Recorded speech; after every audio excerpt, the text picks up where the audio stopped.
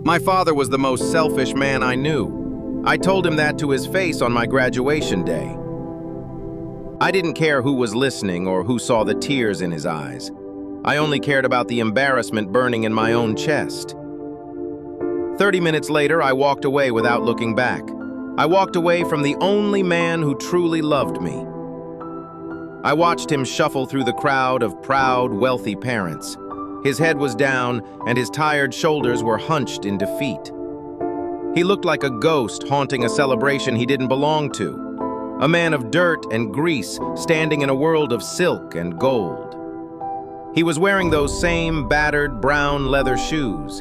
He had owned them for over 10 years, maybe even longer. I remembered those shoes from my childhood, always scuffed and worn. They were a symbol of everything I hated about our life. The soles were flapping against the expensive pavement with every step. They were held together by a dirty, peeling piece of silver duct tape. He looked so out of place among the tailored, expensive suits. The air smelled like rich perfume, success, and high society dreams. But my father smelled like wood smoke, sweat, and cheap tobacco. A smell that reminded me of the poverty I was desperate to escape. I felt a surge of hot, youthful shame boiling in my chest. I wanted to hide so my new, wealthy friends wouldn't see him. I was a girl who wanted to be seen, noticed, and respected. But standing next to him, I felt small, dirty, and completely invisible. I spent my entire life thinking he was cheap because he didn't care. I thought he was a miser who just didn't want me to have nice things. I compared him to the fathers of the girls I went to school with, men who bought their daughters designer bags and European vacations, while my friends' dads bought them shiny, brand new cars. My father bought me used textbooks with torn pages and coffee stains. He told me the knowledge inside was the same as a new book. I told him he was just too cheap to give me the best. He worked 60 hours every single week at the loud, soul-crushing factory. Yet our small, cramped house was always falling apart at the seams. The roof leaked every winter, and the heater barely vibrated. I felt like we were living in a sinking ship while he watched from the shore. I hated the way the neighbors looked at our crumbling home.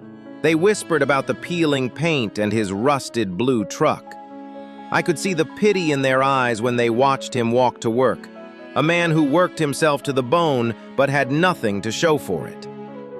On my graduation day, he finally reached out and handed me a small box. His hands were shaking, and his fingernails were permanently stained with grease. I didn't even open the gift, didn't say thank you, didn't even smile.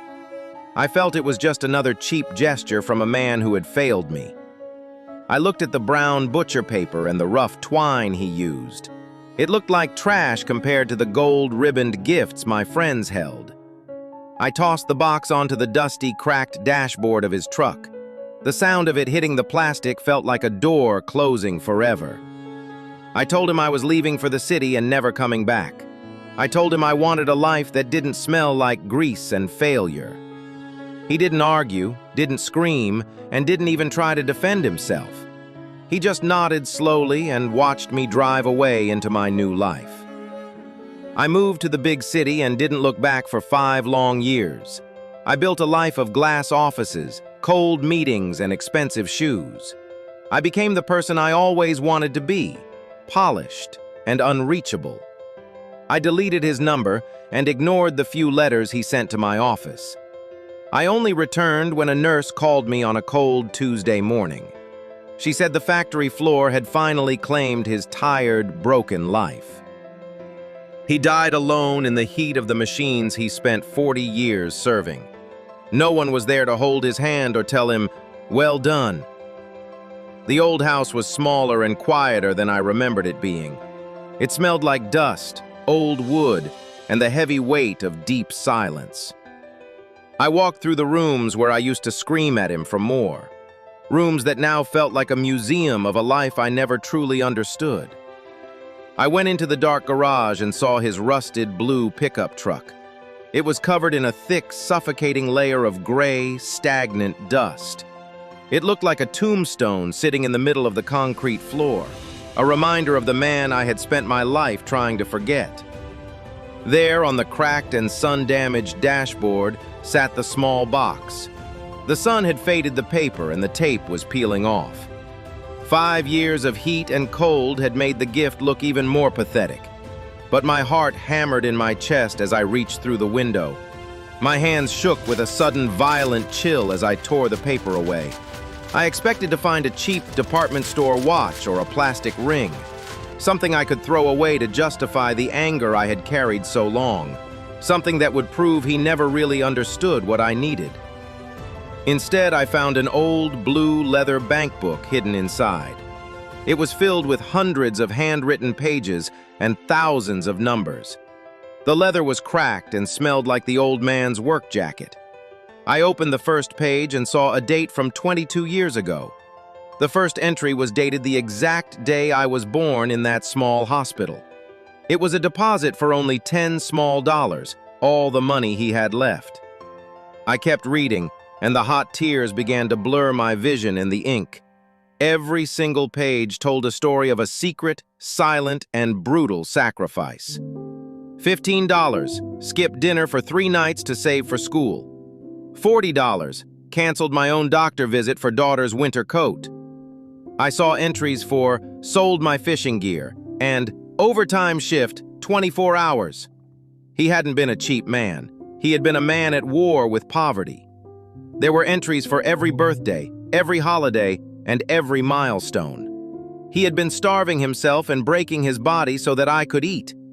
He wore those flapping shoes so I could walk with my head held high. He lived in a breaking house so I could build a life in a glass tower. The final balance at the bottom of the last page hit me like a physical blow. It was exactly $85,000, the total cost of my life. It was every cent I had spent on my degree, my rent, and my move. He hadn't been a selfish man at all. He was a silent martyr. He had been slowly disappearing, piece by piece, so that I could exist. He had traded his health and his dignity for my vanity and my pride. I walked into his empty bedroom and opened the small, dark closet. It was completely empty, except for one single thing left on the floor. Those same battered brown leather shoes sat in the middle of the rug.